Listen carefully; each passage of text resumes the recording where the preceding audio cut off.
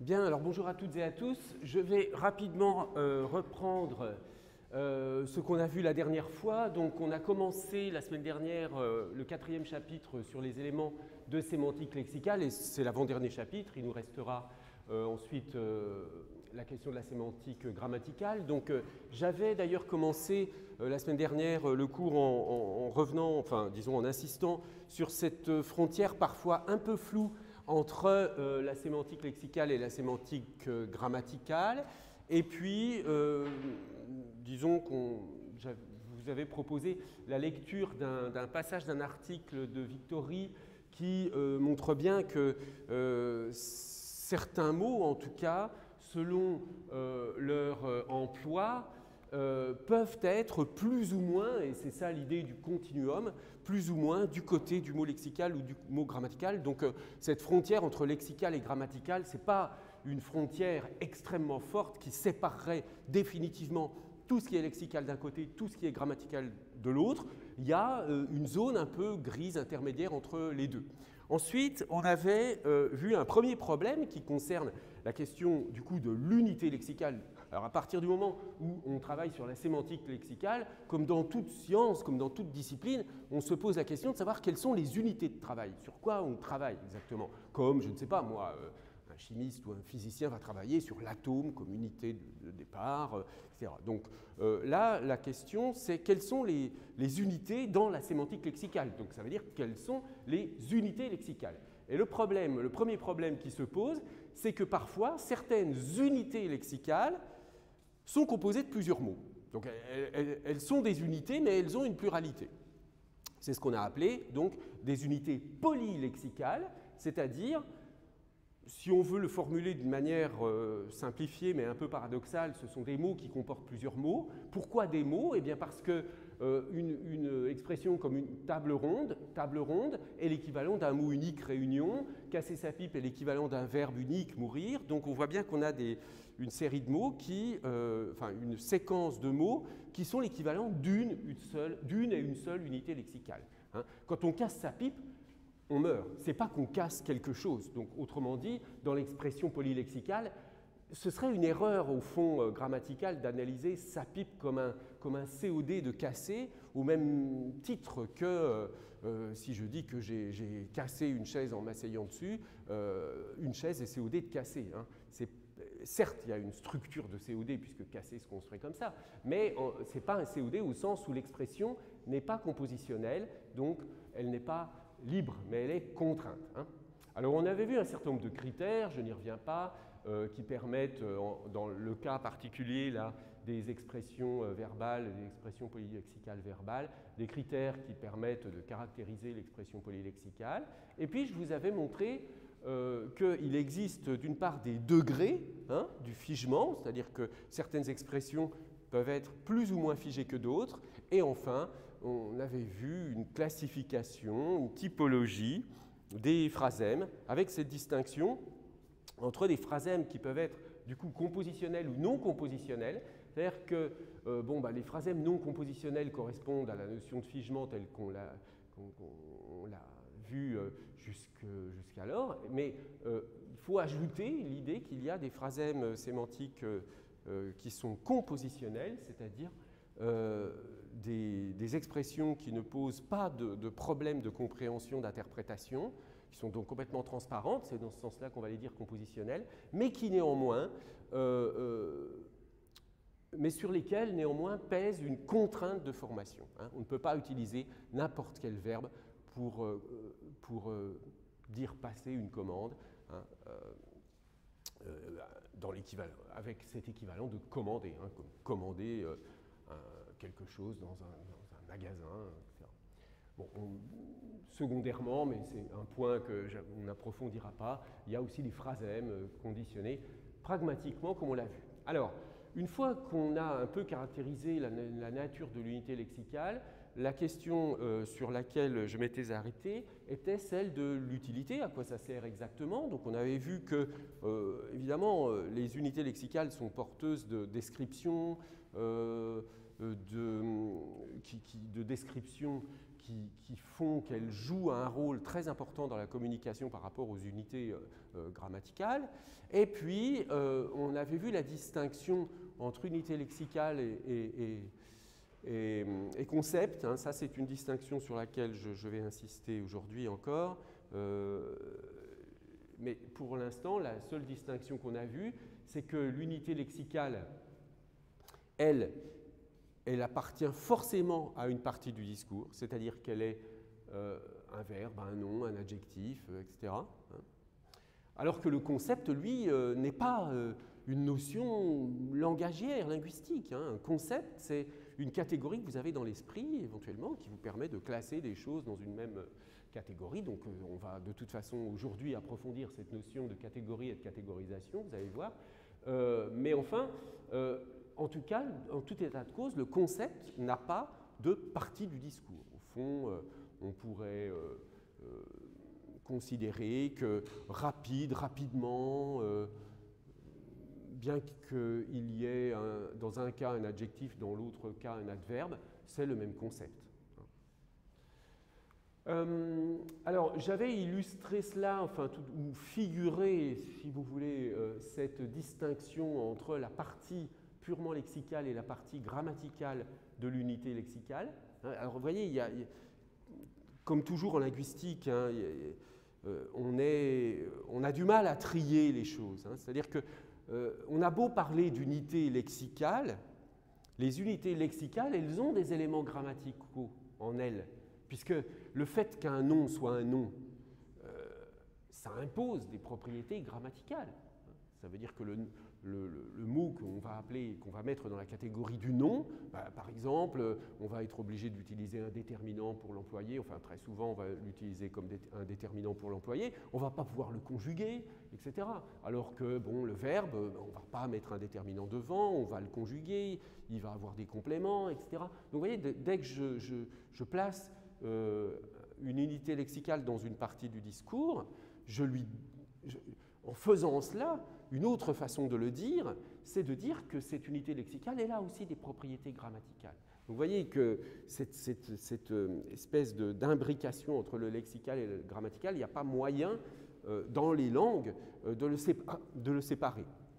Hein, dans l'esprit peut-être, oui, on peut effectivement, encore une fois, si je considère d'un côté le concept avec une idée de catégorisation, là je le sépare de toute information grammaticale. Mais donc, dans l'unité lexicale, on a ces deux aspects, les aspects purement lexicaux, donc qui vont décrire par exemple un objet du monde, dans le cas le plus simple et le plus évident d'un nom, hein, une table, une chaise, un ordinateur, une maison, un château, tout ce que vous voulez. Bon, là, ça décrit quelque chose, mais dans tous les cas, j'ai des noms, donc je vais utiliser des déterminants, je vais pouvoir les mettre au pluriel avec des S ou des X, etc. Bon, alors, ces deux types de propriétés correspondent chez Gustave Guillaume à deux processus, le processus de l'idéogénèse et le processus de la morphogénèse. Le processus de l'idéogénèse, c'est toute la partie conceptuelle de l'unité lexicale.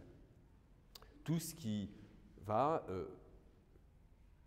correspondre au fond à sa description. Et la partie grammaticale de l'unité lexicale, il va l'appeler morphogénèse. Donc, vous voyez, ça revient à dire qu'il y a de la morphologie. Forcément, quand il y a de la grammaire, il y a un peu de morphologie. Enfin, bon, je simplifie, mais ce que Guillaume veut dire par là, c'est qu'il va y avoir, comme je vous le disais il y a un instant, une morphologie spécifique pour les noms. Par exemple, les noms, ils vont varier en genre ou en nombre. Hein. Un ami, une amie, IE, un ami, des amis, IS, etc. Donc, il y a une variation morphologique spécifique au nom. Le verbe, lui, il va avoir une variation morphologique qui va être je chante, vous chantez, nous chantons, nous chantions, etc. Donc des désinences de conjugaison verbale qui n'ont rien à voir avec les variations morphologiques du nom. Donc vous voyez qu'on a là des propriétés morphologiques qui sont liées aux propriétés grammaticales, forcément. Hein.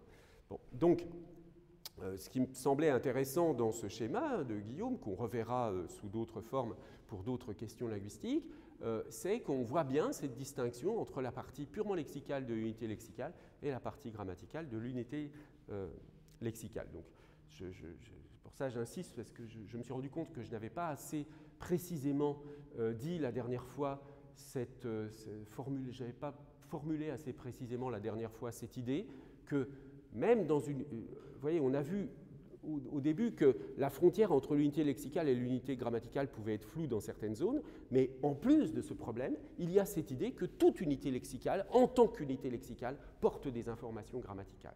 Donc, si vous voulez, c'est impossible de dissocier le lexical et le grammatical dans les langues, d'une certaine façon.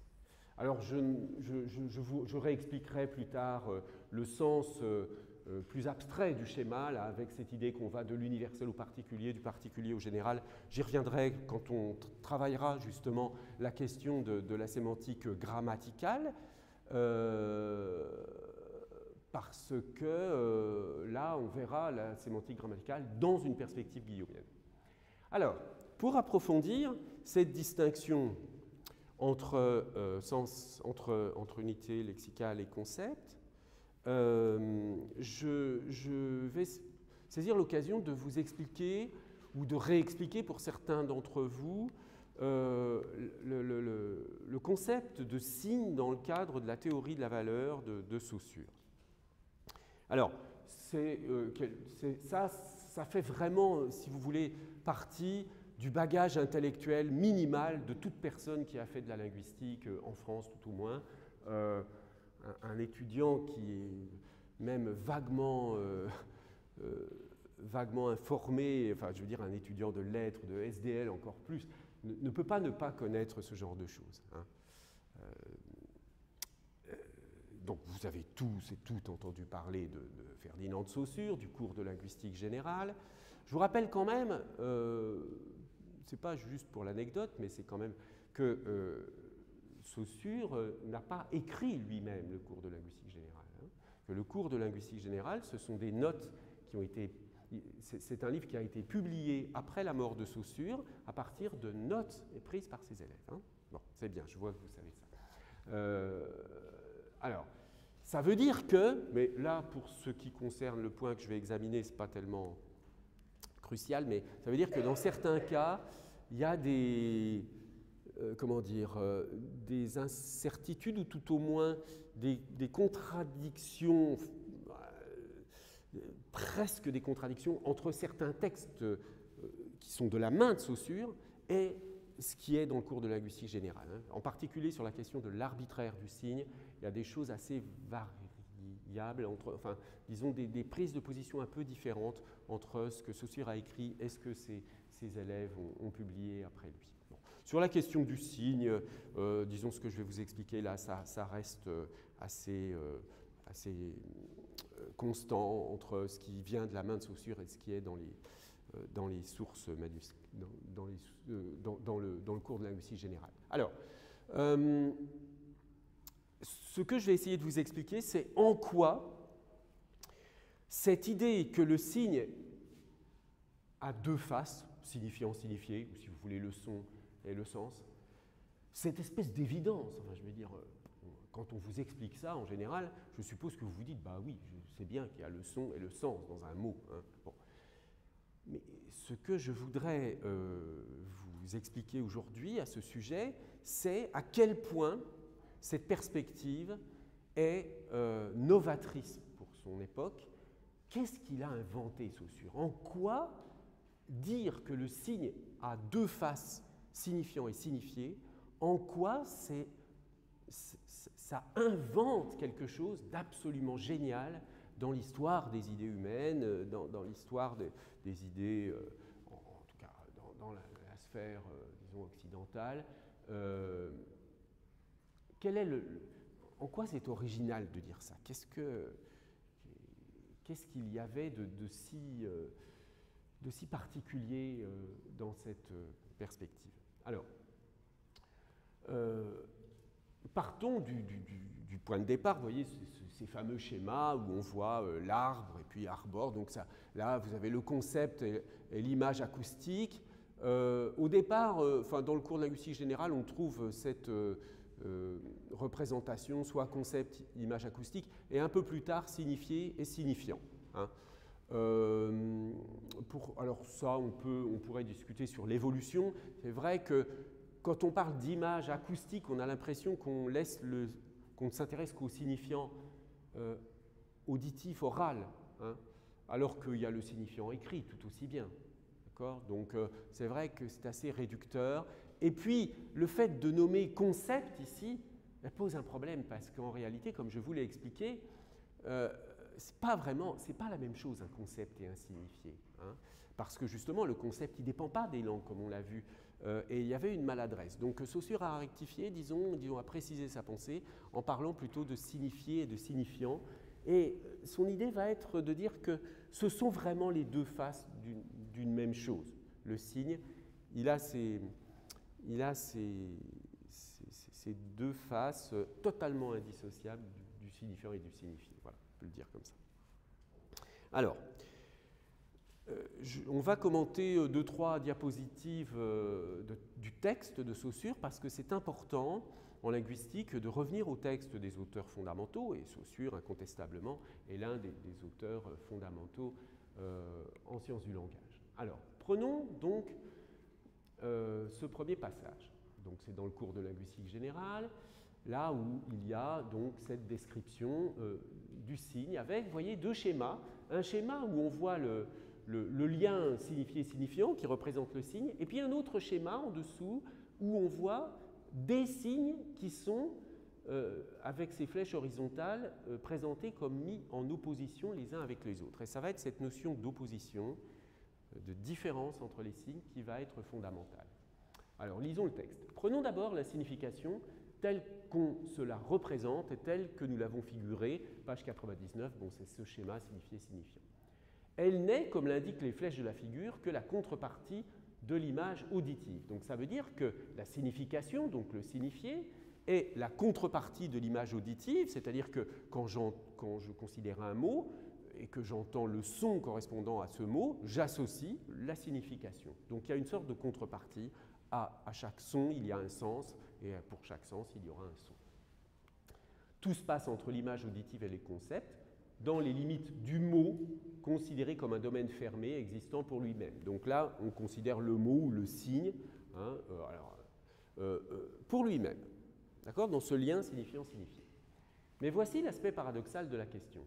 D'un côté, le concept nous apparaît comme la contrepartie de l'image auditive dans l'intérieur du signe, et de l'autre, ce signe lui-même, c'est-à-dire le rapport qui relie ces deux éléments, est aussi et tout autant la contrepartie de tous les autres signes de la langue. Puisque la langue est un système, et ça c'est un point tout à fait fondamental, cette notion de système de la langue, puisque la langue est un système dont tous les termes sont solidaires, vous voyez, ça c'est vraiment, qu'est-ce que c'est que la langue pour Saussure? C'est vraiment un système dont tous les termes sont solidaires. Et où la valeur de l'un ne résulte que de la présence simultanée des autres selon le schéma qui est là. Je continue la phrase. Comment se fait-il que la valeur ainsi définie se confonde avec la signification, c'est-à-dire avec la contrepartie de l'image auditive? Alors, avant d'aller plus loin, précisons un petit peu le sens de ce schéma. Qu'est-ce qu'il signifie ce schéma et qu'est-ce que signifie cette idée que la valeur d'un signe ne résulte que de la présence simultanée des autres? C'est ça vraiment la théorie de la valeur. C'est dire que quand je considère un signe linguistique, sa valeur n'est pas en lui-même, dans ses propriétés de signe individuel, le signe, l'ensemble signifiant-signifié pris lui-même comme signe, ça ne me donne pas la valeur d'un signe dans la langue. Ça me donne simplement le rapport de signification signifiant-signifié. Mais la valeur de ce signe, elle est déterminée par les relations d'opposition de ce signe avec les autres signes du même système.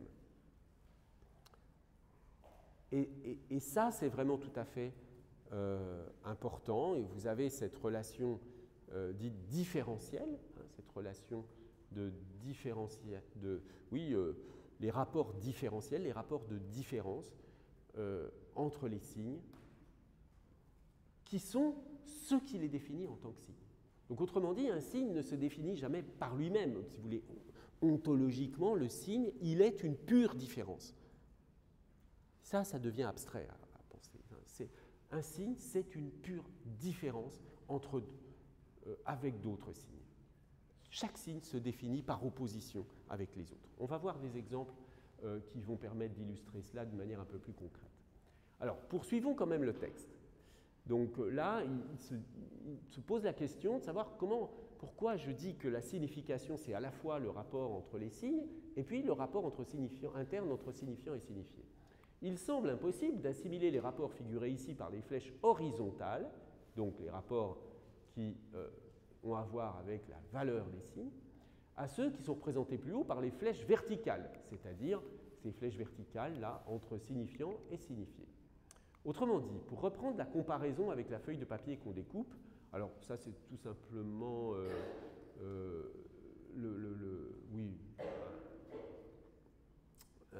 un exemple pour montrer que le recto et le verso de la feuille de papier sont une image pour dire que le signifiant et le signifié sont le recto et le verso du signe. Le lien entre le signifiant et le signifié, les deux faces du signe et le caractère indissociable de ces deux faces du signe, c'est comme le recto et le verso d'une feuille de papier. Quand vous prenez une feuille de papier, vous avez toujours un recto et un verso. Et même si vous dissociez, par exemple, la feuille de papier en deux feuilles dans leur épaisseur, il y aura toujours un recto et un verso, quoi qu'il arrive. Donc, pour reprendre la comparaison de la feuille de papier qu'on découpe, on ne voit pas pourquoi le rapport considéré entre les différents morceaux n'est pas distinct de celui qui existe entre le recto et le verso d'un même morceau, soit A', B'. Bon, je n'insiste pas sur ce point parce que ça supposerait de revenir plus en arrière dans le texte et on n'a pas le temps de le faire. Donc, pour répondre à cette question, alors là, il va faire une comparaison, une analogie, pour expliquer une analogie typiquement pédagogique. Pour répondre à cette question, considérons d'abord que, même en dehors de la langue, toutes les valeurs semblent régies par ce principe paradoxal. Donc, vous voyez, toutes les valeurs en dehors de la langue. Donc, c'est pour ça qu'on parle de théorie de la valeur, parce qu'il y a vraiment cette idée que ce qu'on va dire au sujet de la langue vaut aussi pour d'autres choses. Et il parle de la valeur, c'est un terme emprunté quand même au domaine de l'économie, et il prend justement un exemple économique. Toutes les valeurs, même au-delà de la langue, sont régies par un principe paradoxal. D'une part, les valeurs sont constituées par une chose dissemblable, susceptible d'être échangée contre celle dont la valeur est à déterminer, par des choses similaires qu'on peut comparer avec celles dont la valeur est en cause. Alors, vous allez voir le développement, c'est très simple. Ces deux facteurs sont nécessaires pour l'existence d'une valeur. Voici l'exemple. Ainsi, pour déterminer ce que vaut une pièce de 5 francs, il faut savoir, donc puisqu'à l'époque on comptait en francs, puis là de toute façon, c'est les francs suisses peut-être, puisque Saussure est quand même suisse, c'est un linguiste genevois, il faut savoir, premièrement, qu'on peut l'échanger contre une quantité déterminée d'une chose différente, par exemple du pain, deuxièmement, qu'on peut la comparer avec une valeur similaire du même système, par exemple une valeur d'un franc, une monnaie d'un autre système, etc. Donc, dans la monnaie, l'exemple de la monnaie, si vous prenez un billet, mettons, de 10 €, ce billet de 10 €, vous pouvez l'échanger contre quelque chose, un repas par exemple. Bon. Donc c'est un peu l'équivalent du rapport entre signifiant et signifié. Vous échangez une monnaie contre quelque chose qui est d'une autre nature que la monnaie. De la même manière qu'il y a ce lien entre signifiant et signifié, c'est-à-dire entre deux choses totalement différentes, mais qui sont liées, qui s'échangent, qui se valent d'une certaine façon l'une l'autre. Mais en même temps, ce billet de 10 €, il n'a pas une valeur en lui-même. Si vous voulez, c'est juste du papier, quoi. Mais sa valeur, elle est définie par une sorte de règle monétaire, et puis qui se traduit simplement par, d'une part, le fait que ce billet il s'oppose à des pièces de 1, 2 €, à des billets de 20 ou de 50 €, etc., mais aussi à d'autres monnaies en dollars, en yens, tout ce que vous voulez. Donc, la valeur de cette monnaie, elle est déterminée par tout un système où l'euro va s'opposer à d'autres monnaies. Donc, le parallèle est tout trouvé. De même, un mot peut être échangé contre quelque chose de dissemblable, une idée. C'est-à-dire, quand il dit un mot, c'est un peu ambigu, ça veut dire le signifiant ici. Le signifiant peut être échangé contre quelque chose de dissemblable, une idée, c'est-à-dire le signifié. D'accord? On peut échanger le signifiant contre le signifié d'une certaine façon. Bon, là, c'est parce qu'il poursuit sa métaphore. En outre, il peut être comparé avec quelque chose de même nature, un autre mot. Sa valeur n'est donc pas fixée tant qu'on se borne à constater qu'il peut être échangé contre tel ou tel concept. Donc le signifiant peut être échangé contre tel ou tel signifié, donc échangé entre guillemets bien sûr, hein, c'est-à-dire qu'il a telle ou telle signification. Il faut encore le comparer avec les valeurs similaires, avec les autres mots qui lui sont opposables. Son contenu n'est vraiment déterminé que par le concours de ce qui existe en dehors de lui. Donc vous voyez, ça c'est à nouveau la formulation de la théorie de la valeur et de ce que ça implique sur les entités linguistiques. Hein. Son contenu n'est vraiment déterminé que par le concours de ce qui existe en dehors de lui. Faisant partie d'un système, il est revêtu non seulement d'une signification, mais aussi et surtout d'une valeur, et c'est tout autre chose. Alors ensuite, vous avez l'exemple avec la différence entre le français mouton et l'anglais sheep. Alors, qu'est-ce que c'est cet exemple? C'est un exemple assez très simple et tout à fait illustratif de cette notion de valeur. Quand vous prenez, bon, vous savez, en anglais, vous avez deux façons de traduire le mot mouton, en français, le mot français mouton, soit mutton, soit sheep. Hein. Vous allez dire sheep pour un mouton, l'animal qui est sur ses pattes, etc. Et vous allez dire mutton quand c'est de la viande de mouton. D'accord? Donc il y a deux mots en anglais, là où il y a un seul mot en français. Bien. Alors qu'est-ce qu'on va dire si on utilise ces notions de valeur et de relation entre signifiant et signifié? Je vais pouvoir dire que le concept de mouton, alors là il y a deux concepts de mouton, d'accord? Le fait de parler d'un mouton, l'animal, etc., c'est un certain concept, et le fait de parler de viande de mouton, c'est un autre concept, d'accord? C'est une autre catégorie. Le viande de mouton, c'est dans la catégorie des viandes possibles où, selon les cultures, il y a des viandes qu'on mange pas, il y a toutes sortes. C'est un sujet tout à fait passionnant, mais que je ne vais pas aborder ici. Mais bon, là, la viande de mouton, c'est quelque chose qui, mettons, dans les cultures occidentales, on mange. Bon, il y a. Bon, je ne vais pas rentrer dans ce sujet qui irait au-delà de mon propos. Donc, il y a un concept de viande de mouton et puis il y a un concept d'animal, le mouton, hein, qui s'oppose à d'autres animaux, la chèvre, la vache, etc. Deux concepts. Donc, quand j'utilise le mot français mouton, je désigne le même concept que l'anglais mutton lorsqu'il s'agit de viande de mouton, et quand j'emploie le français mouton, je désigne le même concept que l'anglais sheep lorsque je parle de l'animal mouton. Bon, d'accord? Donc, pour le dire d'une autre façon, avec le mot français mouton, j'ai un seul mot pour deux concepts, alors qu'en anglais, j'ai deux mots pour deux concepts, hein, un mot pour chaque concept. Qu'est-ce que ça implique en termes de signifier cette fois-ci? Si on n'est plus dans le concept au sens, non pas au sens où l'entend Saussure ici, parce que là, Saussure, il flotte, le texte ici du cours de linguistique générale est un peu flottant entre concept et signifié. Hein.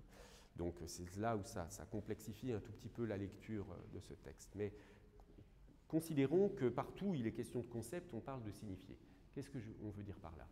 On veut dire que même si le mot français et le mot anglais peuvent tous deux atteindre les mêmes concepts,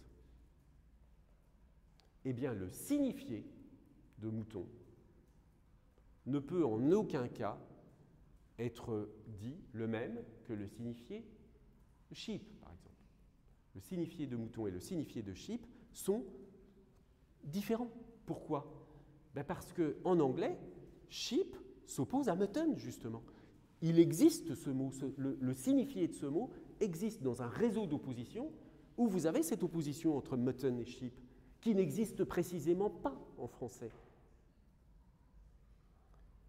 Donc, si les signifiés sont définis par opposition les uns avec les autres, par opposition des signifiés ou des signes les uns avec les autres, je ne vais pas pouvoir déterminer, je ne vais pas pouvoir assimiler le signifié de sheep et le signifié de mouton. Pas plus que je ne peux assimiler le signifié de mutton et le signifié de mouton.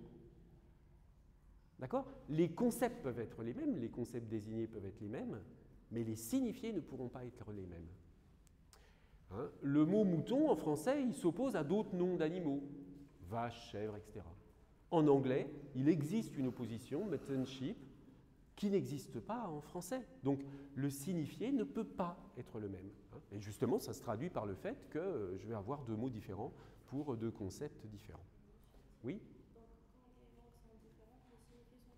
Quand les langues sont différentes. Très souvent, d'une langue à l'autre, presque toujours d'ailleurs, d'une langue à l'autre, les signifiés sont distincts. Par contre, la relation de référence, c'est-à-dire que là j'ai parlé du concept, mais on pourrait parler aussi de la chose désignée, du référent. Hein.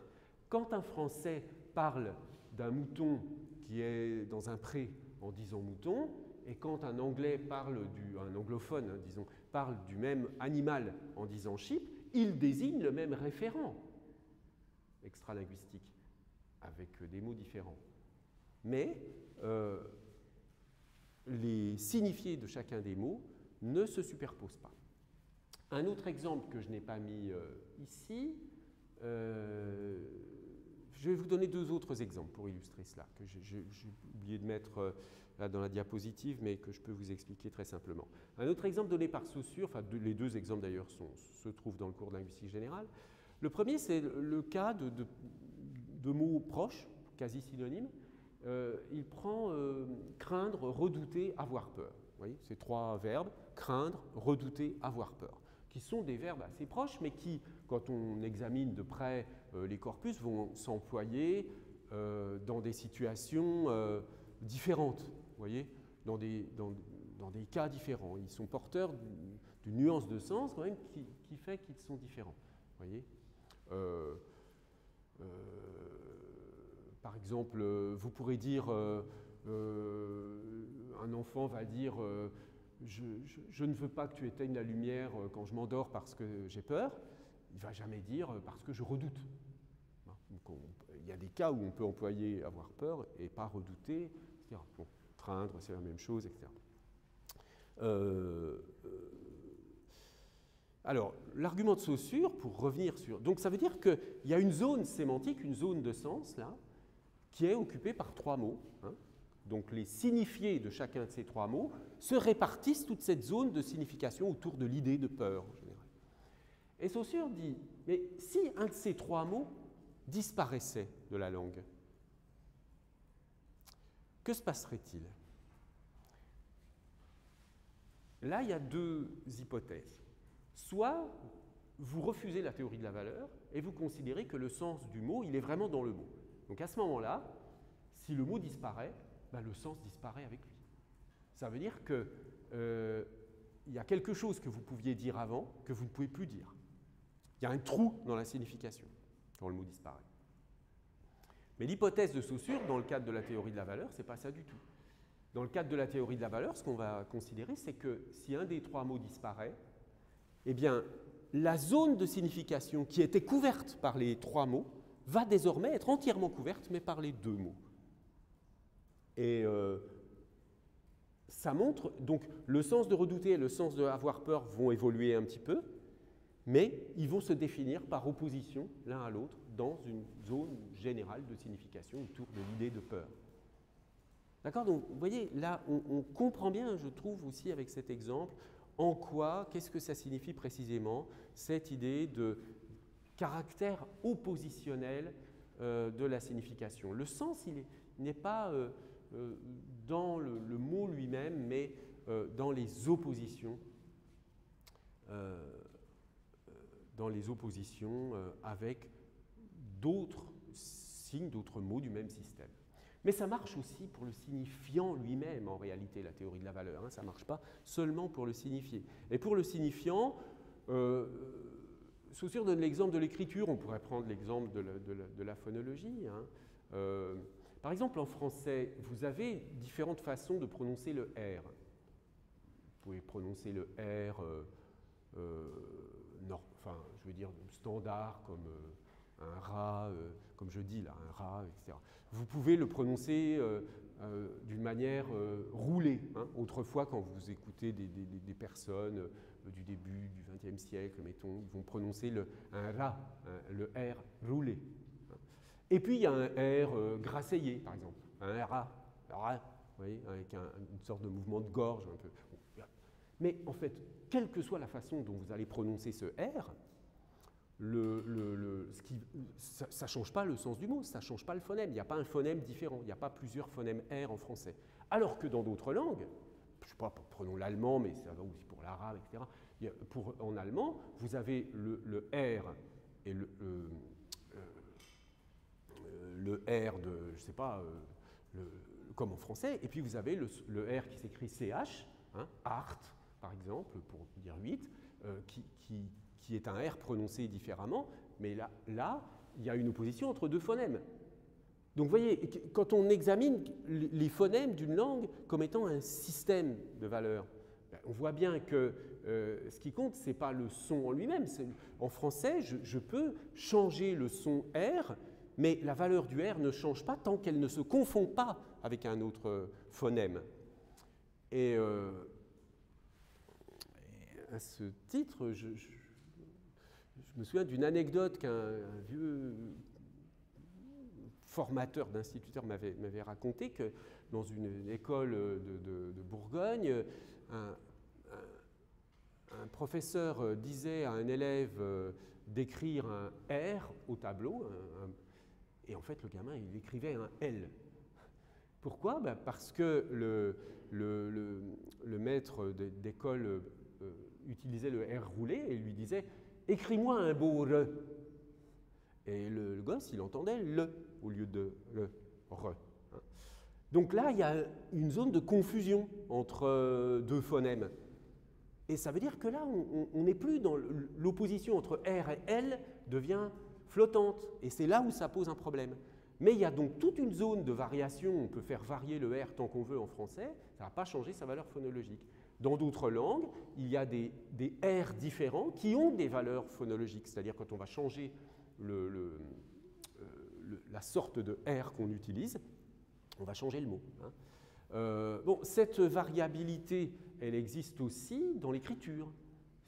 L'écriture, c'est exactement la même chose. Vous pouvez écrire un T, par exemple, de plein de façons différentes, du moment que vous reconnaissez la lettre T, la lettre T par opposition aux autres lettres.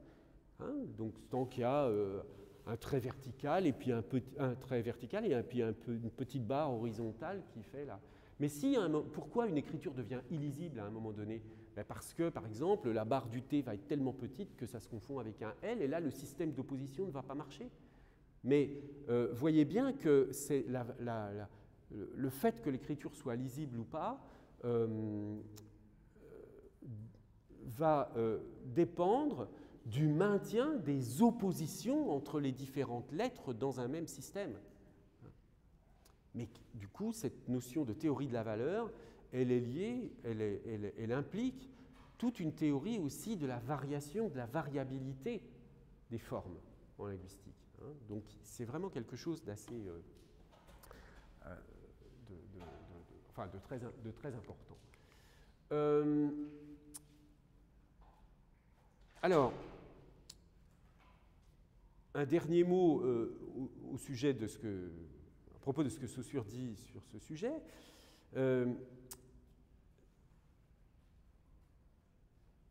Et je vais reprendre l'exemple de Mouton pour l'expliquer.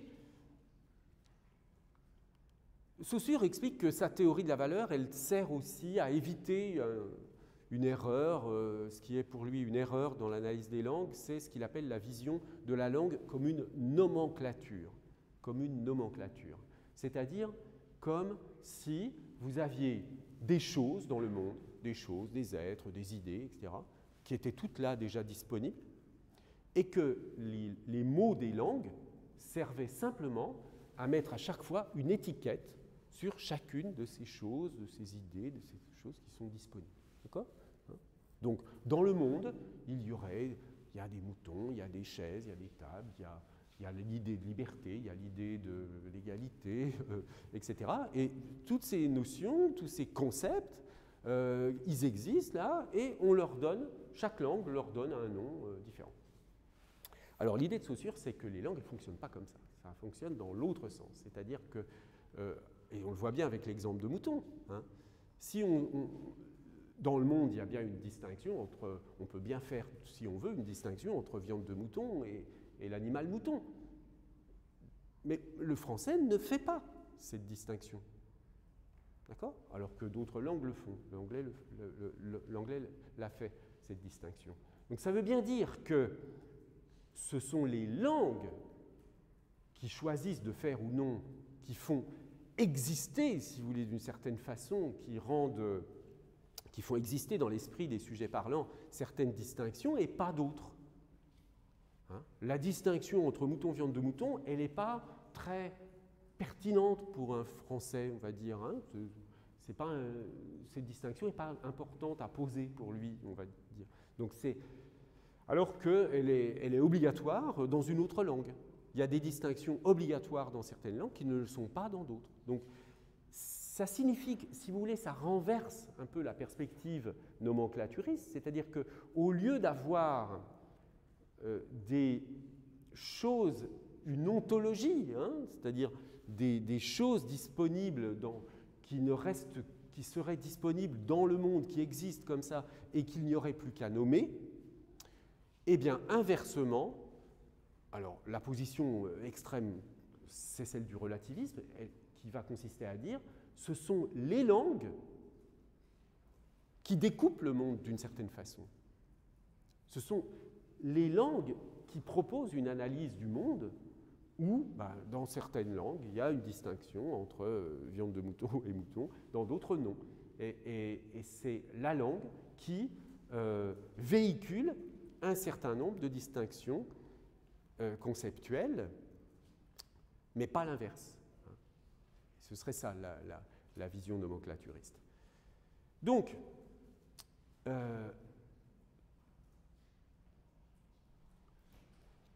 cette théorie de la valeur, elle conduit donc à analyser les langues comme étant des systèmes de valeurs.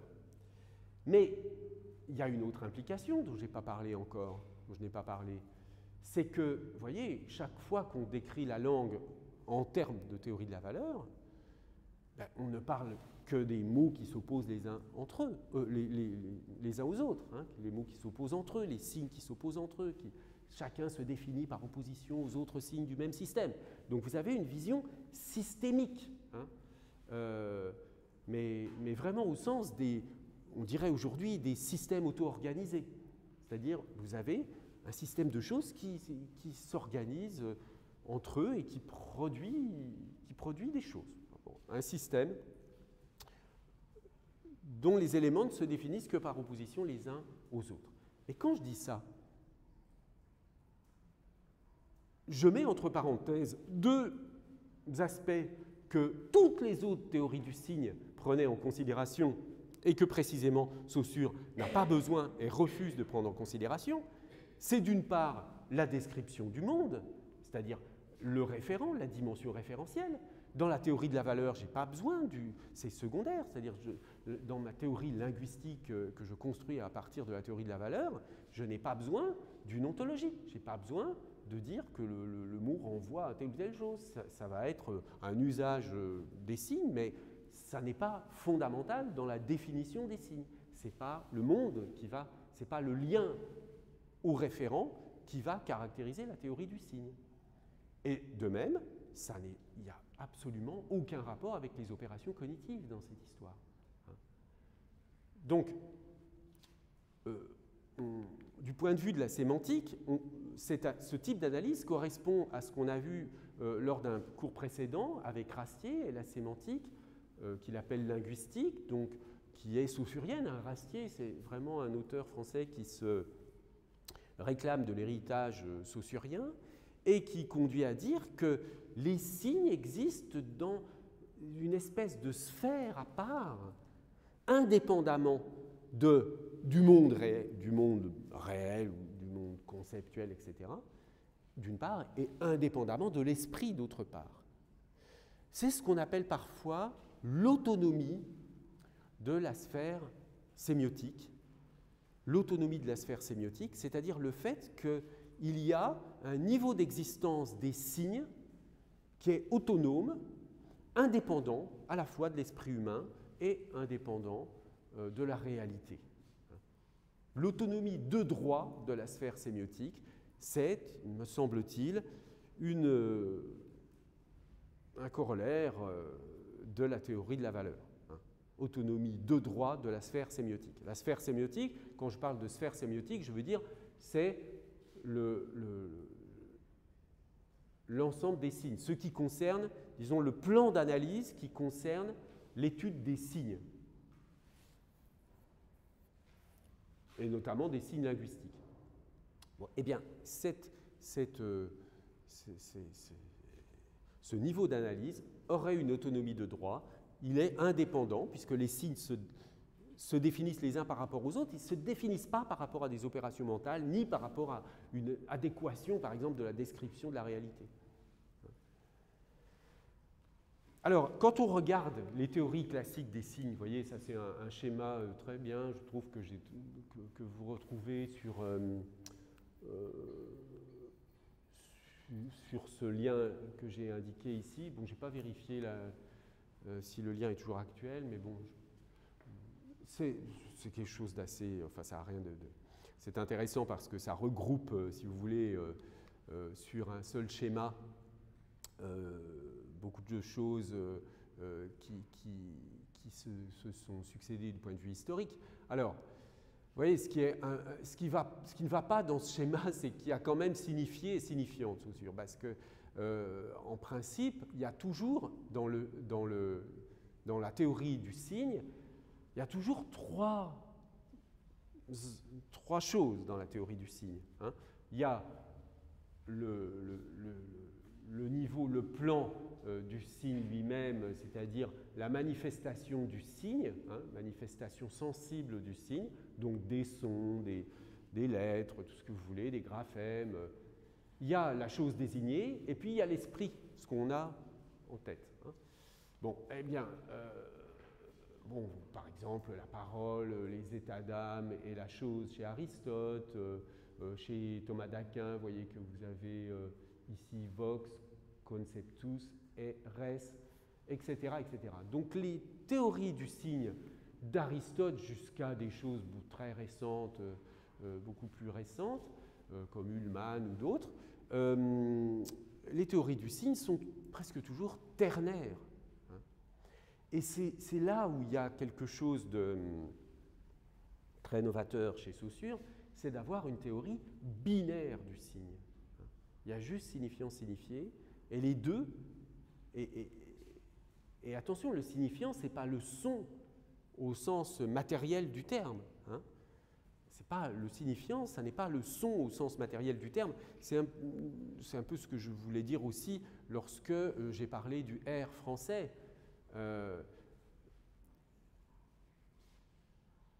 C'est une conséquence de la théorie de la valeur. Hein. Vous avez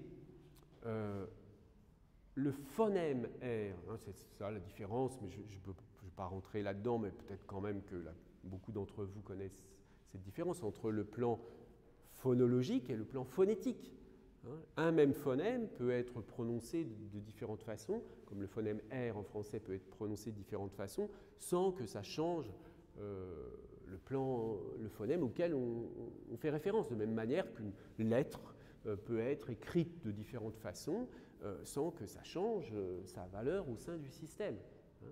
Donc, quand on parle du signifiant, on parle quand même de quelque chose d'abstrait, hein, qui vaut quelles que soient ses réalisations. Donc, il y a vraiment le plan du signifiant et le plan de la réalisation du signifiant. Quant au signifié, bon, pas la peine d'insister sur le fait qu'il est il est lui aussi une abstraction, mais là, la distinction importante au niveau du signifié, c'est la différence entre le signifié, justement, et le concept. Et là, à ce niveau-là, c'est plus tellement ce qui compte, ce qui va compter, ce que ne précise pas ici Saussure, mais ce qui va compter aussi dans la différence entre le signifié et le concept, c'est que, encore une fois, le signifié, il va contenir, le signifié linguistique, il va contenir des informations grammaticales aussi, que le concept ne va pas contenir. Donc, et puis par ailleurs, le concept, il est bien défini, il est défini indépendamment. Le concept, un concept, on peut le définir indépendamment, il ne va pas varier selon le concept de chaise, c'est un concept de chaise. Il ne va pas, comment dire,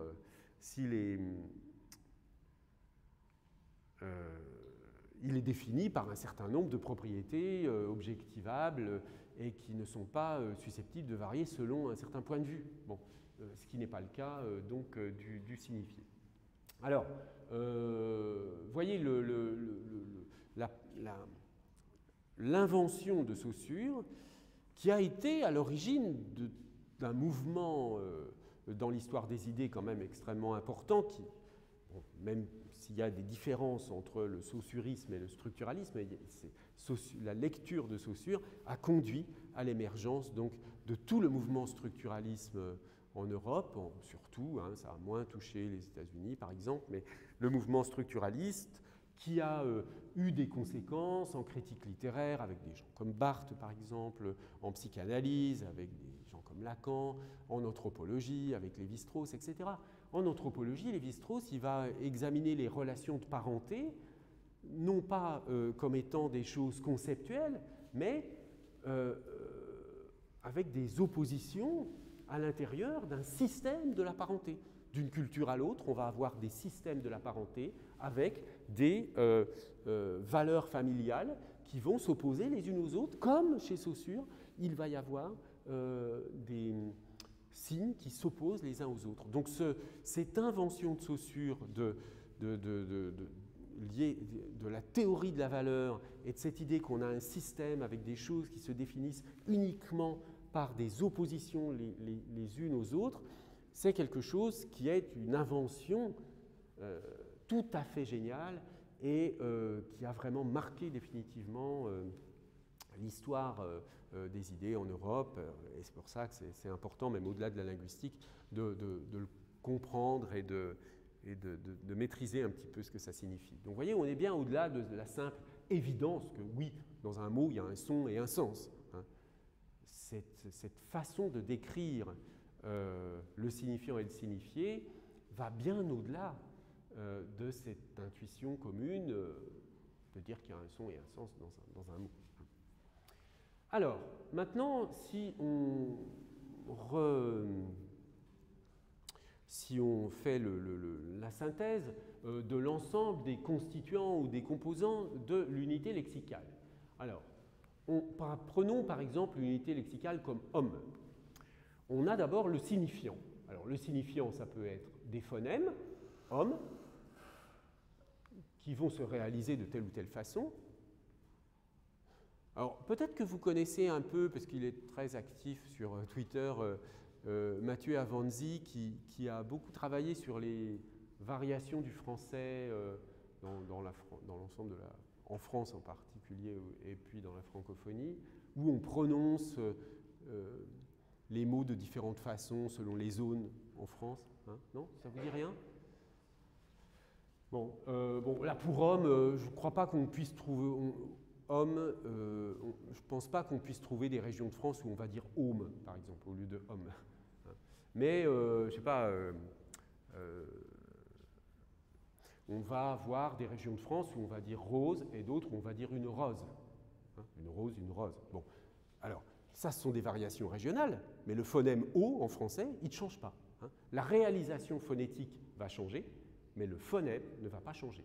Que je dise une rose ou une rose, je dis le même mot, hein. Simplement, je traduis par la variation phonétique qui n'est plus au niveau phonologique. Au niveau phonologique, j'ai mon O qui va s'opposer, par exemple, à U pour opposer une rose à une ruse.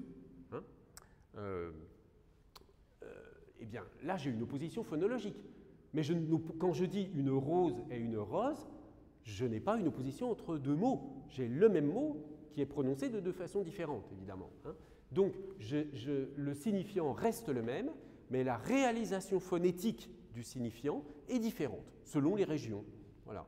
Et puis après, on peut s'amuser à dessiner des zones qui vont, ce qu'on appelle des isoglosses, qui vont séparer des régions où on prononce de telle ou telle façon. Bref. Alors, vous avez le signifiant auditif ou articulatoire. Donc, le signifiant, il y a toujours ces deux faces. Il y a la face de la production et la face de la compréhension. Le signifiant auditif, on va le dire acoustique au sens de la réception, je reçois des sons, et on va le dire articulatoire lors de la production. Quand vous prononcez des sons, vous faites un certain nombre de gestes. C'est pour ça, vous vous souvenez, on a parlé à un moment donné des aphasies. Vous avez des aphasies qui empêchent un certain type de coordination bucco-phonatoire qui font que les gens n'arrivent plus à prononcer certains sons. Donc il y a besoin d'une intégrité physiologique, à la fois au niveau de l'ouïe et au niveau donc de l'articulation. Donc ça, c'est le signifiant oral. Ensuite, vous avez le signifiant graphique, c'est-à-dire les lettres, les graphèmes. Bon, je n'entre pas dans cette discussion sur la distinction entre les lettres et les graphèmes, mais bon, ça, il y a un apprentissage spécial. Je veux dire, les enfants apprennent. L'apprentissage du signifiant oral, il est spontané. Mais l'apprentissage du signifiant graphique, il n'est pas du tout spontané. Il faut avoir appris à écrire et à lire et à écrire. Sinon, on est ce qu'on appelle un analphabète. On peut parfaitement parler une langue, mais ne pas savoir du tout l'écrire, ni la lire. Bon, alors, dans un pays comme la France, l'analphabétisme a évidemment reculé de manière très importante, mais ça n'était pas le cas dans les siècles passés. Et ça, donc, c'est un autre type de signifiant, le signifiant graphique, l'écriture ou la lecture. Et puis, il y a aussi le signifiant gestuel dans les langues des signes, qui sont utilisées dans les communautés sourdes. Langues des signes, qui sont des langues comme les autres, mais qui ont juste un signifiant, enfin des langues un peu particulières, mais qui sont des langues à part entière, et qui ont des signifiants gestuels un peu différents. Bon, la gestualité, d'ailleurs, joue un rôle tout le temps, même pour... il y a une gestualité co-verbale. Quand on parle, on fait des gestes qui apportent aussi de la signification, mais c'est autre chose. Bon, donc, il y a trois sortes de signifiants, signifiant phonologique, signifiant graphique et signifiant gestuel. Ensuite, donc, comme je le disais il y a un instant, il y a une réalisation et une perception du signifiant. Donc ça, on passe du niveau phonologique au niveau phonétique, par exemple, ou du niveau, disons, graphématique au niveau graphique, c'est-à-dire que, comme je vous le disais tout à l'heure, une lettre, quand vous apprenez les lettres, quand au cours préparatoire ou à l'école maternelle, à la fin de l'école maternelle, quand on commence à apprendre à écrire aux enfants, on leur apprend avec des modèles de lettres, qu'ils apprennent à recopier très soigneusement, et puis petit à petit, en grandissant, on se fait sa propre écriture, à partir de cet apprentissage de base. Donc là, il y a une réalisation, de la même manière qu'il y a une réalisation phonétique des phonèmes, il y a une réalisation graphique des graphèmes. Voilà, l'écriture des gens est variable. Et puis pareil pour les gestes. Bon. Donc ensuite, après le signifiant et la réalisation du signifiant, vous avez le signifié. Le signifié, donc pour homme, il y a deux signifiés. Soit être appartenant à l'espèce animale la plus développée sans considération de sexe, là ça va être l'homme versus l'animal, dans le sens courant de animal, puisque bon, on peut considérer que l'homme est un animal aussi, de manière un animal un peu particulier, une variété animale particulière. Mais il y a ce sens d'homme versus animal, et puis vous avez le sens de homme par opposition à femme ou à enfant. D'accord ? En termes d'analyse sémique, vous voyez qu'on a un sème qui caractérise le signifié 1 et on a besoin donc de 3 sèmes pour le signifié numéro 2. hein. Il faut ajouter à espèce humaine, il faut ajouter mâle et adulte. Hein. Mâle par opposition à femme et adulte par opposition à enfant. Donc vous voyez, vous pouvez imaginer un petit tableau avec des plus et des moins, où vous mettez homme, femme, enfant. Vous ajoutez 2 colonnes mâle, adulte, et puis ça vous permet de poser les 3 éléments. Bien. Donc ça, ce sont les 2 sens de homme, actuellement. Hein. Parce que, comme vous le savez, le fait d'utiliser le mot homme pour désigner toute l'espèce humaine, par exemple dans les droits de l'homme, ça concerne aussi bien les hommes que les femmes. Hein. Mais vous savez bien qu'aujourd'hui, il y a une évolution de ce qu'on appelle le sentiment linguistique qui fait que là où on parle d'hommes, enfin, en tout cas, il y a un certain nombre de femmes qui ne se sentent pas concernées lorsqu'on parle d'elles en tant qu'homme, au sens d'humain. D'où l'évolution, par exemple, là, des droits de l'homme. Un certain nombre de journalistes, d'écrivains, d'auteurs, enfin de gens qui produisent du texte, vont plutôt parler de droits humains, les droits humains, plutôt que les droits de l'homme. Justement parce qu'on commence à sentir que dire homme pour regrouper hommes et femmes, ce qu'on appelle la valeur générique de homme, ça n'est plus tellement compris. C'est-à-dire qu'on n'arrive plus à considérer que le masculin est générique, c'est-à-dire que le masculin inclut le féminin. C'est pour ça que quand on commence le cours, je dis bonjour à toutes et à tous. Il y a, je ne sais pas, 15 ans, j'aurais dit bonjour à tous. Hein. Parce que, bon, on ne se pose pas tellement la question à ce moment-là, et le masculin peut désigner le masculin ou le féminin. Mais aujourd'hui, comme c'est vraiment ça, le sentiment linguistique a évolué, pas une question de système de la langue, etc. Le sentiment linguistique a évolué, et par conséquent, aujourd'hui, il me paraîtrait, en tout cas personnellement, et à beaucoup de gens aussi, hein, tout à fait artificiel de dire bonjour à tous. Alors que la plupart du temps, comme moi j'ai l'habitude d'enseigner dans des départements de lettres, majoritairement ce sont des filles, les étudiants, hein, les étudiantes, ce sont des filles. Donc dire bonjour à tous lorsqu'on a une majorité de filles dans un amphi, ce qui est le cas ici, c'est perçu aujourd'hui comme quelque chose d'un peu artificiel, bizarre, qui ne sonne pas très juste. Hein. Alors, après, je ne vais pas rentrer dans ce débat, hein, on peut être d'accord, pas d'accord. Il suffit d'écouter un peu des émissions de radio, vous verrez, les animateurs, certains disent bonjour à toutes et à tous, d'autres disent bonjour tout court pour ne pas avoir à choisir, d'autres disent bonjour à tous. Aujourd'hui, dire bonjour à tous, comme ça, c'est vraiment assumer le fait qu'on ne veut pas faire la distinction. Hein. Donc, enfin, oui, je pense qu'on ne peut plus ignorer aujourd'hui, en tout cas dans la sphère médiatique, on ne peut plus ignorer qu'on a cette possibilité qui est devenue assez naturelle de distinguer les sexes. Bon, pourquoi je vous raconte tout ça? Parce qu'actuellement, dans les dictionnaires, homme peut signifier être humain en général. Mais il est possible, alors c'est une prédiction tout à fait, enfin qui n'engage que moi, hein, mais il est possible que dans 20 ans, on indique dans les dictionnaires que homme dans le sens de humain, c'est un sens désuet. C'est-à-dire que moi, je suis assez prêt à parier ça, c'est-à-dire que dans quelques années, on ne pourra plus du tout parler des femmes en disant que ce sont des hommes, hein, au sens d'humain. Et ça va devenir un sens vieux, comme le sens de certains mots dans les tragédies de Racine, quand vous avez ennui, le mot ennui chez Racine, ça ne veut pas du tout dire la même chose qu'en français aujourd'hui. Bon, on a besoin de le noter dans les dictionnaires pour dire que ça a un sens ancien. Bon. Il est possible que ce sens évolue. Donc vous voyez ça, le signifié, il est susceptible d'évoluer en fonction de l'évolution de l'usage, en fonction de toutes sortes de facteurs qui impliquent la société, les rapports entre langage et société. En revanche, le référent et le concept, eux, ils ne vont pas évoluer. Hein. Il y a 2 concepts là dans cette histoire. Il y a 2 concepts ou 2 catégories. Il y a la catégorie des êtres humains en général, hein, des êtres humains en général, qui s'opposent aux animaux non humains, on va dire.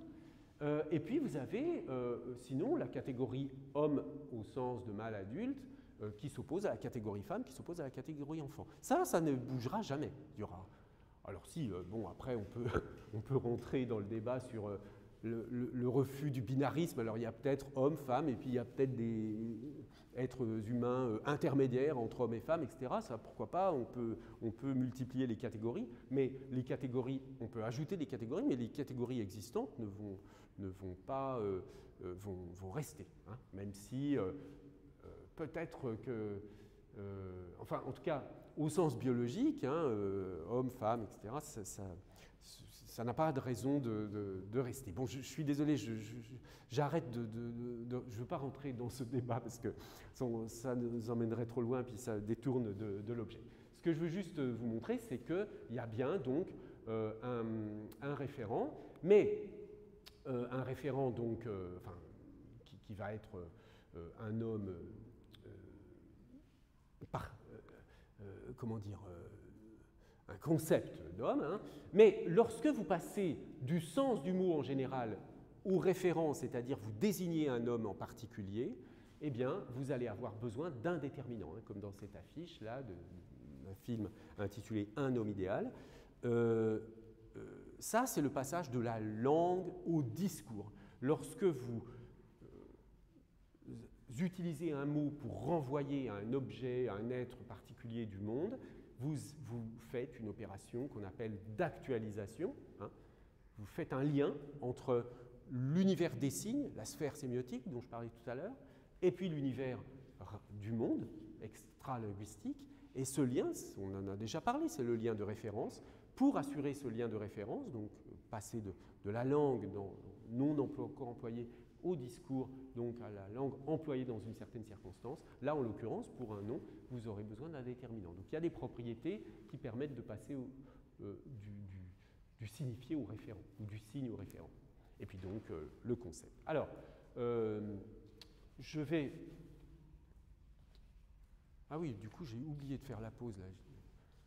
Bon, bah tant pis, hein, comme je suis arrivé un peu en retard, si ça ne vous embête pas, on ne va pas faire de pause aujourd'hui. Ça vous va? Oui, hein. Bon, donc je continue. Donc, le référent, je précise deux choses. Donc, d'abord que le référent, il peut être réel ou imaginaire. C'est-à-dire vous pouvez référer à des êtres comme la licorne, le Père Noël, etc. Ce sont quand même des catégories tout à fait caractérisées. Hein. Dire le Père Noël, il a une barbe, il a un habit rouge, il a une hotte sur le dos, il a des propriétés. Si vous montrez un petit bonhomme vert qui a une tête bizarre, ça ne peut pas être le Père Noël. Donc vous voyez que même des choses imaginaires, elles ont des caractérisations conceptuelles bien définies. Et puis, par ailleurs, eh bien, on l'a déjà vu avec l'exemple de Sheep et Mutton, d'une langue à l'autre, les unités lexicales ne vont pas recouvrir les mêmes concepts. Hein. On a vu que l'unité lexicale mutton et l'unité lexicale mouton ne recouvrent pas les mêmes concepts, hein, puisque l'unité lexicale mouton, elle recouvre deux concepts, l'animal et la viande de mouton, alors que l'unité lexicale mutton ne recouvre qu'un seul concept, ne renvoie qu'à un seul concept, ne peut renvoyer qu'à un seul concept, la viande de mouton.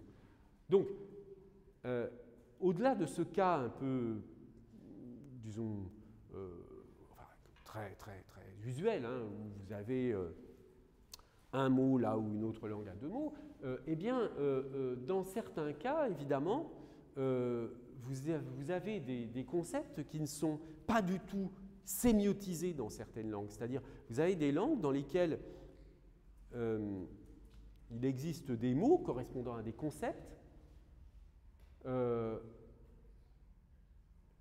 qui n'existent pas dans d'autres langues. Alors, je prends quelques exemples ici, je ne vais pas tous les commenter, qui sont des exemples un petit peu exotiques pour bien montrer ce phénomène. Alors, vous prenez en indonésien, vous avez un verbe berlenggang, bon, je ne sais pas comment ça se prononce, hein, je le prononce un peu comme ça, qui signifie marcher avec grâce en tenant sa main sur sa hanche. Bon, ça, c'est un verbe qui n'existe pas du tout en français. D'accord ? Je ne vais pas vous le faire là, hein, mais vous voyez tout de suite à quoi ça. Vous pouvez vous avez accès à ce concept avec cette description. D'accord ? Avec cette description, marcher avec grâce en tenant sa main sur sa hanche, vous pouvez visualiser quelqu'un qui marche comme ça. Et du coup, vous pouvez atteindre ce concept, marcher avec grâce en tenant sa main sur sa hanche, c'est-à-dire le concept véhiculé par Berlengong. Donc ça signifie une première chose, ça n'est pas parce que le mot n'existe pas dans votre langue que vous ne pouvez pas accéder au concept. Mais ça veut quand même, le fait que tel concept soit sémiotisé, donc quand je dis qu'un concept est sémiotisé, je veux dire qu'il y a un mot lié à ce concept. Le fait qu'un mot soit sémiotisé dans une langue et pas dans une autre change quand même des choses. Hein, change quand même des choses. Ça donne une forme de saillance conceptuelle, ça fait exister. Ça veut dire que dans cette culture, cette façon de marcher est caractéristique peut-être d'un certain type de personne, je ne sais pas, est en tout cas quelque chose qui se repère, qui est une catégorie évidente dans l'esprit des gens de cette culture. Alors que nous, enfin en tout cas, un Français, il ne se poserait pas la question. Alors, deuxième exemple, je pense que c'est toujours dans la même langue, taper des pieds sur le sol de façon répétée quand on est en colère. Bon, là aussi, on voit bien, mais il y a quand même là une façon, disons, de décrire ce concept précise. Bon, écoutez, on ne va pas tous les... certaines sont juste descriptives, comme l'histoire de la moustache là, en albanais, etc., etc. Bon, donc, alors, vous voyez par exemple Karelu, là, en Inde, la marque rouge qui reste imprimée sur la peau quand on porte quelque chose de trop serré. Ça, on voit tout de suite ce que ça peut être, hein, mais on n'a pas de concept. Alors, qu'est-ce que ça fait? Alors là, on entre dans une discussion compliquée pour laquelle il faut attendre encore des études plus précises, mais ça change quelque chose dans l'esprit d'une population d'avoir un mot ou pas pour dire quelque chose. Hein. Là, avec ces exemples-là, peut-être qu'on ne le voit pas très bien, mais qu'est-ce que ça change? Ça fait exister quand même le concept dans l'esprit des gens et dans l'esprit d'une société différemment. Je prends un exemple contemporain, là aussi je ne vais pas rentrer dans le détail, mais je le prends juste comme un exemple. Prenez le mot de féminicide, qui est maintenant en usage courant depuis un certain nombre d'années. Hein. Féminicide, alors, qu'est-ce que ça signifie, féminicide? Ça signifie qu'une femme est tuée parce qu'elle est une femme. Hein. Alors, évidemment, si une femme meurt parce qu'elle a été renversée par une voiture en traversant sans faire attention, c'est la mort d'une femme, mais on ne va pas parler de féminicide dans ce cas-là, c'est bien évident. Hein. Alors, évidemment, il y a certaines personnes qui sont contre l'emploi de ce terme, qui vont utiliser ce genre d'argument. Bon, en tout cas, cette idée, ce concept, cette idée que, par exemple, une femme meurt à cause de la violence de son conjoint, hein, qui la tue, ça c'est quelque chose qui, même en France, existe depuis très longtemps, heureusement. Hein. Mais jusqu'alors, on n'avait pas de mot on n'utilisait pas un mot spécial pour désigner cette réalité. Aujourd'hui, c'est devenu une évidence. Hein. C'est devenu une évidence et le phénomène, enfin je veux dire la société, prend en charge ce phénomène d'une manière beaucoup plus sérieuse, de même que pour d'autres choses relevant des violences sexistes et sexuelles. Il y a une prise en charge de la société qui, voyez bien, est contemporaine de l'émergence du mot. Et c'est là où on comprend que le fait qu'un mot existe et soit employé, ou qu'un concept soit employé, change quelque chose ou alors est révélateur de quelque chose, mais en tout cas change quelque chose dans la... Alors c'est révélateur, si vous voulez, à un moment donné d'une société, c'est révélateur que ce mot apparaisse. Pourquoi je dis ça change aussi? C'est les enfants qui sont totalement indifférents à l'actualité politique, sociale, etc., culturelle.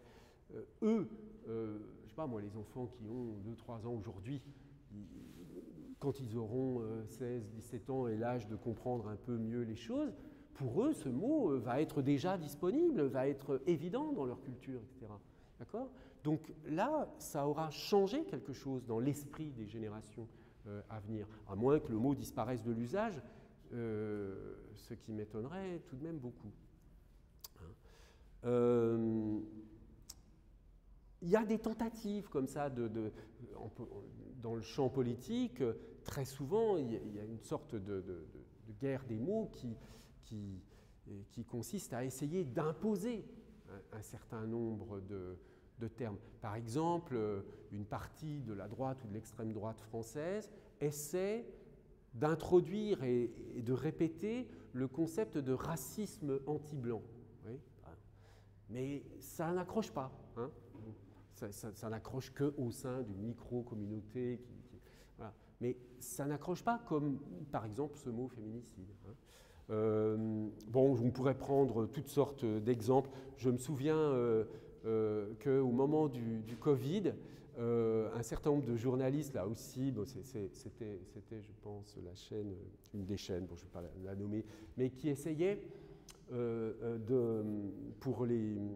c'était au moment du Covid, donc où il y avait des consignes de rester chez soi et une limitation donc, des déplacements.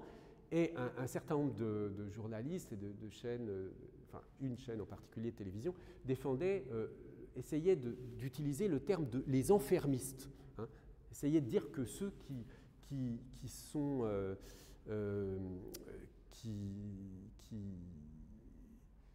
veulent lutter contre le Covid en disant qu'il faut rester chez soi et ne pas prendre le risque de diffuser la maladie, eh bien, étaient désignés comme des enfermistes. La tentative d'installer ce mot dans le discours a échoué, mais on voit bien que le but était de modeler les consciences avec ce mot. Donc vous voyez que le fait qu'un mot, qu'un concept soit sémiotisé ou pas dans une culture donnée, ça change quand même beaucoup de choses. Hein. Bon, il y a toutes sortes d'exemples, on ne va pas non plus y passer des heures, mais c'est un sujet tout à fait passionnant. Alors, au total, si on veut avoir une vision un petit peu plus complète du triangle sémiotique, on va être amené, alors en tordant un peu le sens de signifiant-signifié, puisque évidemment, enfin, en tordant, non, pas forcément. On peut considérer que cet axe de gauche-là, signifiant-signifié, représente la sphère sémiotique. Hein. Le signifié et le signifiant sont spécifiques aux langues. D'accord? C'est pour ça que j'ai écrit ici spec-L, ça veut dire spécifique aux langues. Hein. D'une langue à l'autre, le signifié change et le signifiant change. Bien. En revanche, les concepts ou les catégories auxquels renvoient les signifiés, eux, ils sont indépendants des langues. Hein. Donc on va avoir, pour les mêmes concepts, des signifiés différents selon la langue considérée. D'accord ? Donc même si on ne définit pas la sphère linguistique à partir des concepts, il demeure que les concepts, les signifiés, renvoient à des concepts. Bon, j'ai précisé ici pour le signifiant qu'il y a la réalisation du signifiant sous forme de gestes, de lettres, de graphèmes et de sons.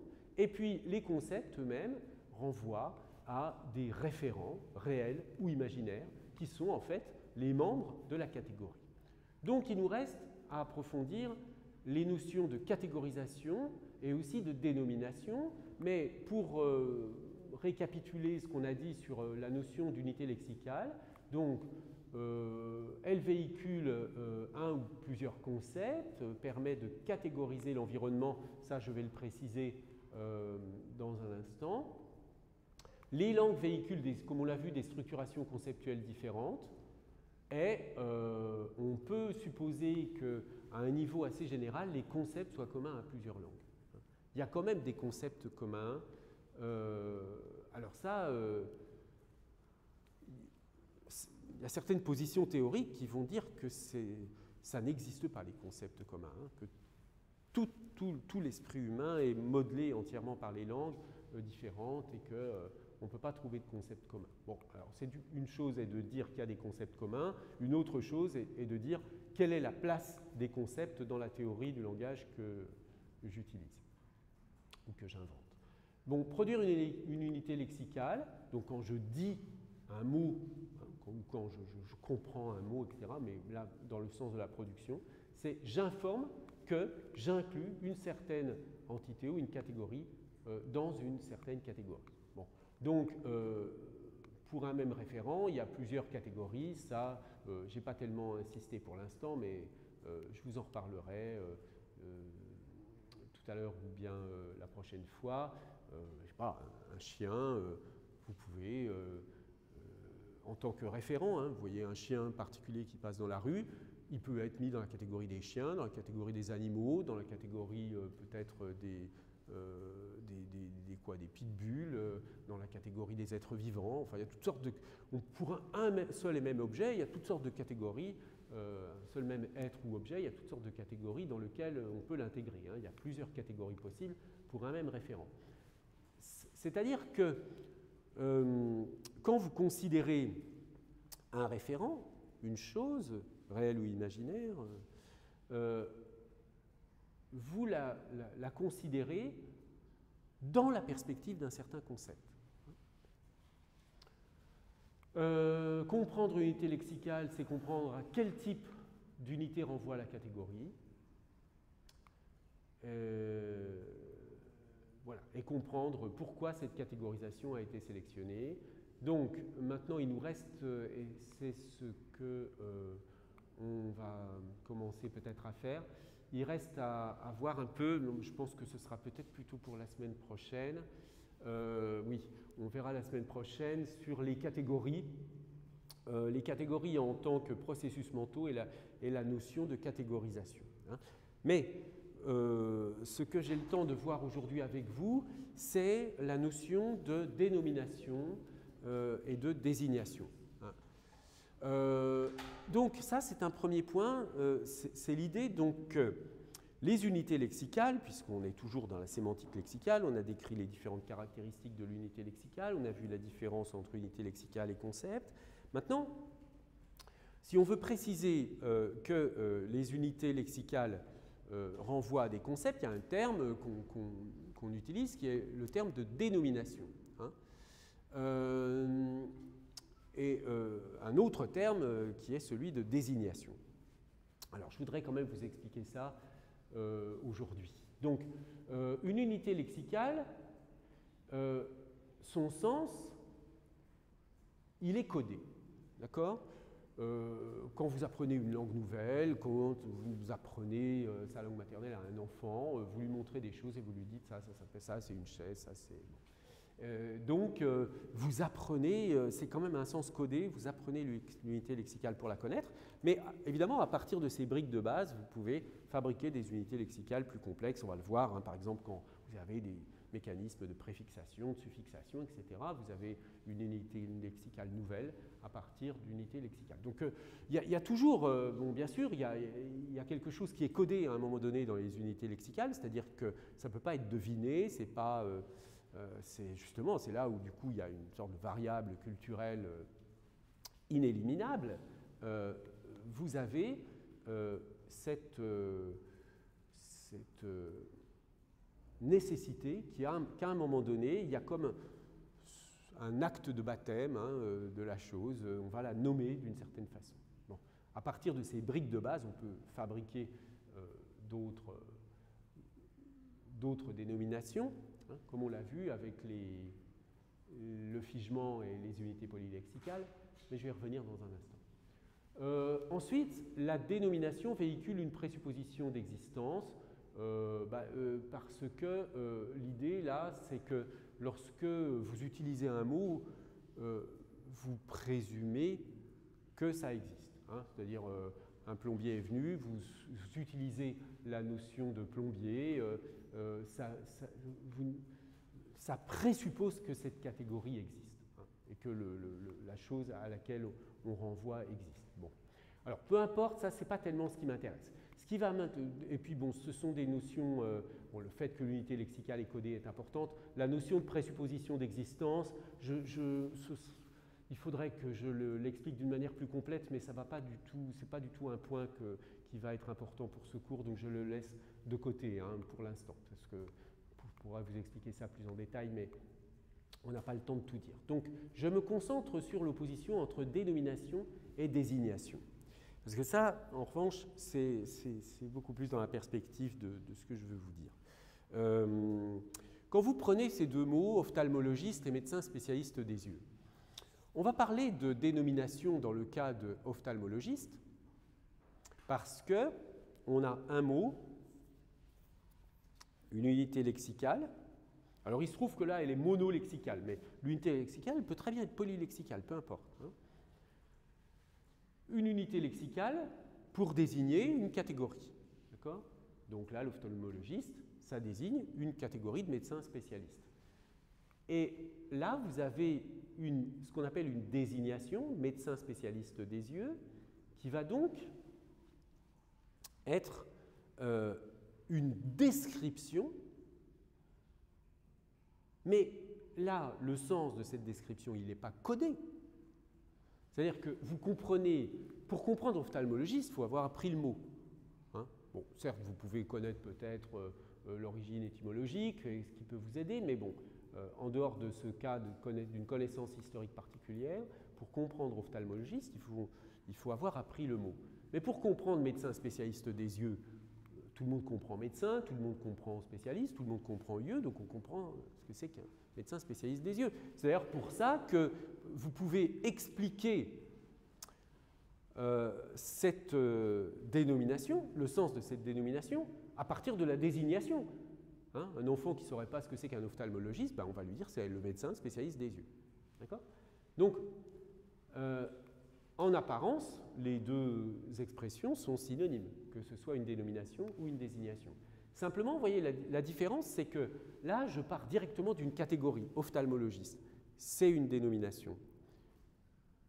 Là, je pars de la catégorie médecin et je donne des précisions pour rentrer dans une sous-catégorie de médecins, les médecins spécialistes, et à l'intérieur de la sous-catégorie des médecins spécialistes, je prends la sous-sous-catégorie des médecins spécialistes des yeux. D'accord ? Donc, vous voyez que du point de vue mental, si je puis dire, les choses ne sont pas le processus n'est pas le même. Dans un cas, on a un mot qui renvoie directement à une catégorie, ophtalmologiste, ça renvoie à tel type de médecin, et dans l'autre, je dis médecin spécialiste des yeux, c'est-à-dire, je prends une grande catégorie et j'ajoute des spécifications pour arriver à la sous-catégorie que je veux désigner. Bon. Alors,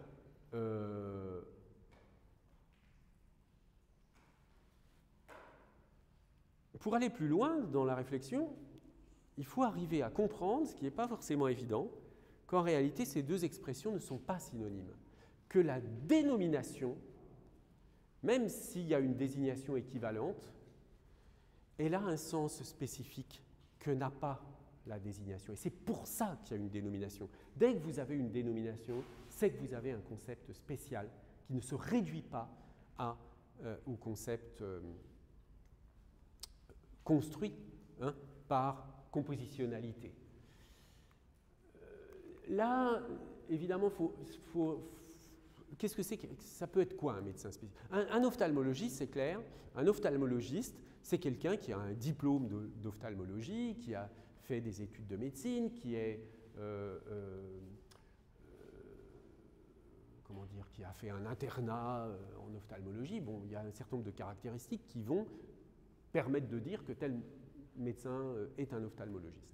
Un médecin spécialiste des yeux, un médecin, bon, si vous prenez médecin dans un sens un peu général, ça peut être aussi les médecins des médecines douces, ça peut être quelqu'un qui fait de la médecine alternative, hein. Et puis vous pouvez imaginer quelqu'un qui fait de la médecine alternative et qui, dans cette médecine alternative, soit spécialiste des yeux. Hein. Par exemple, je ne sais pas moi, un marabout, n'importe quoi, qui est spécialisé dans les yeux. Donc on va dire, là, on va pouvoir dire que c'est un médecin spécialiste des yeux, mais que ce n'est pas un ophtalmologiste. Vous voyez la différence? C'est que médecin spécialiste des yeux, c'est beaucoup plus général. Ça inclut les médecins qui ont un diplôme de la faculté de médecine, et puis ça inclut médecin au sens général, quelqu'un qui soigne un peu les gens. Hein, il y a des cultures dans lesquelles on utilise des plantes, on utilise des massages, on utilise l'acupuncture, tout ce que vous voulez, pour soigner les gens, et qui ne sont pas du tout des techniques médicales qui sont utilisées dans les sociétés où on parle d'ophtalmologiste. Hein. Donc, on a une différence entre la dénomination et la désignation.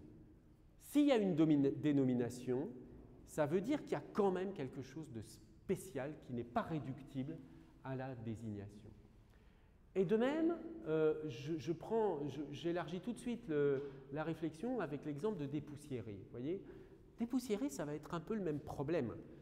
Sauf qu'au lieu d'avoir ici une désignation, comment dire, non, pardon, j'ai dépoussiéré ici, hein, je le prends comme une dénomination, d'accord? Dépoussiérer, je suppose que, je ne vais pas vérifier dans le dictionnaire, mais quelqu'un à qui on voudrait expliquer le sens de dépoussiérer, vous diriez quoi? Dépoussiérer, ça signifie quoi? Enlever la poussière. Hein, vous diriez, voilà, dépoussiérer, c'est enlever la poussière. Très bien. Mais si vous avez une poussière dans l'œil et que vous voulez l'enlever, est-ce que vous allez vous dépoussiérer l'œil? Ah non, hein, on ne va jamais dire ça. Donc c'est là qu'on commence à comprendre que dépoussiérer, oui, ça veut dire enlever la poussière, mais dans certains cas précis, c'est enlever la poussière quand on fait le ménage dans un certain endroit. Hein. Ce n'est pas enlever n'importe quelle poussière. Si vous avez une poussière sur votre écran d'ordinateur et que vous l'enlevez, vous n'allez pas dire « Ah tiens, j'ai dépoussiéré mon écran d'ordinateur » parce que juste vous avez enlevé une poussière qui était dessus. Bon, donc, encore une fois, on voit que la dénomination, elle prend un sens très particulier, toujours, même quand elle est composée de deux éléments, un préfixe là et une base nominale, poussière, et puis donc avec une recatégorisation dans les verbes, hein, dans la catégorie des verbes, il y a une différence, une légère nuance de sens. Donc la dénomination, elle a quand même un sens très spécifique. Alors maintenant, on peut distinguer deux types de dénominations. Il y a les dénominations, et ça c'est important de bien comprendre, la dénomination des noms propres, qui sont des dénominations de particuliers, et la dénomination de noms communs, qui est la dénomination de catégorie. Alors qu'est-ce que ça veut dire ça? Parce que j'ai présenté jusqu'à présent à chaque fois les concepts, etc., les mots qui renvoient à qui sont donc des dénominations et qui renvoient à des concepts. Mais en réalité, des concepts ou des catégories, en réalité, il n'y a qu'une partie des unités lexicales, des dénominations, donc qui renvoient à des catégories et à des concepts. Et ça exclut donc, c'est la catégorie des noms communs, enfin pour ce qui est des noms, hein, je parle uniquement des noms ici, parce que pour les verbes et les autres parties du discours, la question ne se pose pas, mais dans le cas des noms, il faut bien distinguer le nom propre et les noms communs. Bon, un nom propre, ça renvoie à un particulier, jamais à une catégorie générale. C'est-à-dire, voilà, Paris, bon, bah, c'est le nom propre d'une ville bien particulière en France. Mozart, ça renvoie à un musicien très particulier, autrichien, etc. Bon, bref. Donc, on voit bien qu'il n'y a pas une catégorie. Par exemple, prenez les prénoms. Pierre, Jacques, bon. Même si vous avez plusieurs personnes qui s'appellent Pierre ou Jacques que vous connaissez, chacun est un particulier. Il y a le Jacques X, le Jacques Y, X et Y étant les noms de famille, que vous allez distinguer, mais en aucun cas, qu'est-ce que ce serait si les noms propres étaient des concepts? Ça voudrait dire que les personnes qui s'appellent Jacques ont des propriétés en commun. Les Jacques, ils ont tous telle ou telle propriété. Alors bon, je sais bien qu'il y a peut-être des gens qui croient ça, qu'il y a des prénoms qui signifient. Si vous pouvez acheter des cartes postales comme ça où il y a écrit si vous vous appelez Philippe, etc. Vous avez telle propriété, vous avez telle caractéristique psychologique. Bon, c'est n'importe quoi, hein, on est d'accord. Bon, donc c'est là où vous comprenez bien la différence entre les catégories et les particuliers. Un nom propre, ça ne peut pas renvoyer à une catégorie. Les personnes qui s'appellent Jacques, elles ont beau s'appeler Jacques, c'est juste une étiquette là vraiment sur une personne particulière qui n'appartient pas à une catégorie en tant que elle est qui elle est. Hein. Et si elle appartenait, encore une fois, si elle appartenait à une catégorie, ça voudrait dire que les Jacques seraient une catégorie de personnes qui ont des propriétés en commun. Ils ont juste comme propriété en commun de s'appeler comme ça, c'est tout. Mais intrinsèquement, ils n'ont pas de propriété en commun. Alors que, lorsque je parle d'une chaise et que je prends plein de chaises différentes, toutes ces chaises, elles se caractérisent par des traits communs. Hein, évident, sinon je ne pourrais pas les appeler chaises. D'accord ? C'est pour ça d'ailleurs, vous pouvez appeler Jacques un chien, un chat, un raton laveur, n'importe quoi. Hein, peu importe, ça va être une dénomination de nom propre, donc une dénomination de particulier. Bien. Alors, il faut quand même préciser que parfois, on peut utiliser un nom propre pour une catégorie générale. Hein.